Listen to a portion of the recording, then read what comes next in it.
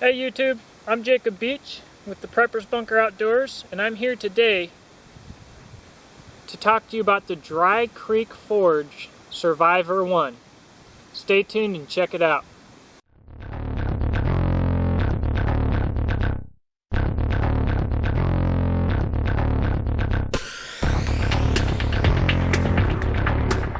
The Survivor 1 knife has a total length of 11 inches.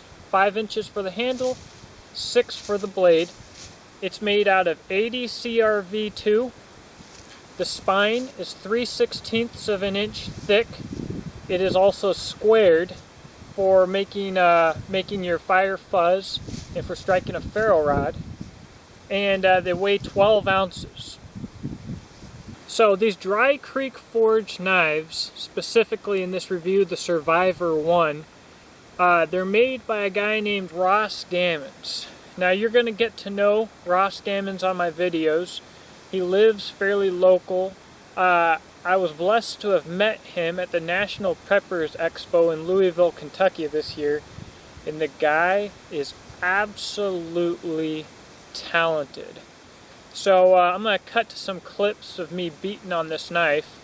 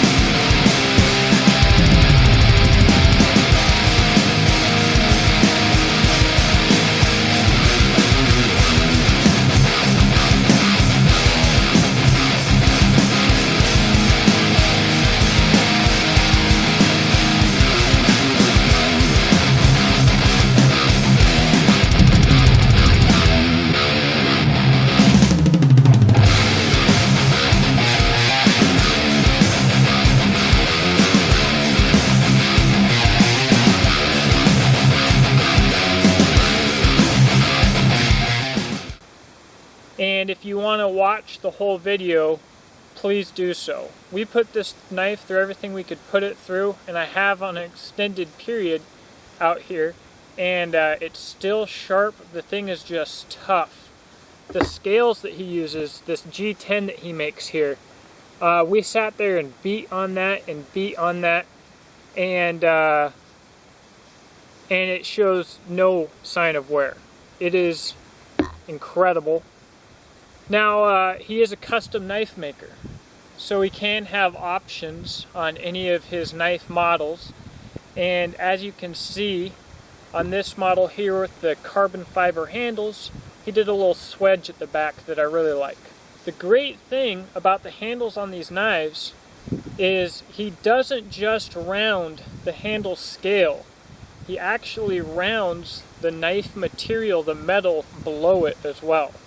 These are very, very comfortable knives.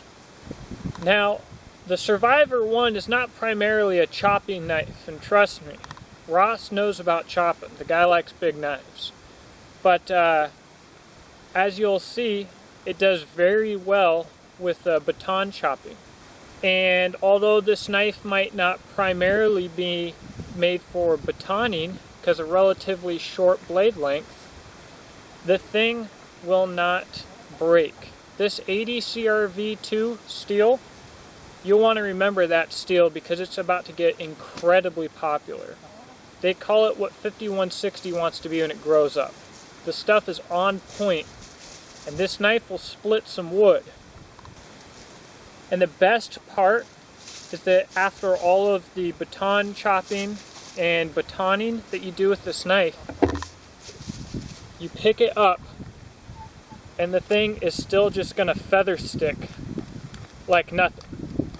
I mean, you can sit here and do feather sticks all day.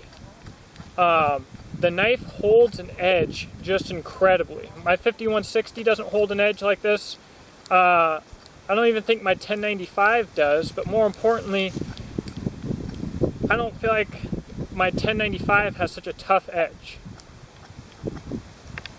Ross got it right on this knife. This heat treat is absolutely excellent. So if you're wondering what this knife might be used for, it's all in the name. This is the Survivor 1.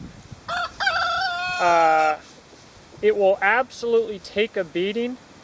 It's built like a tank, but it's not overbuilt.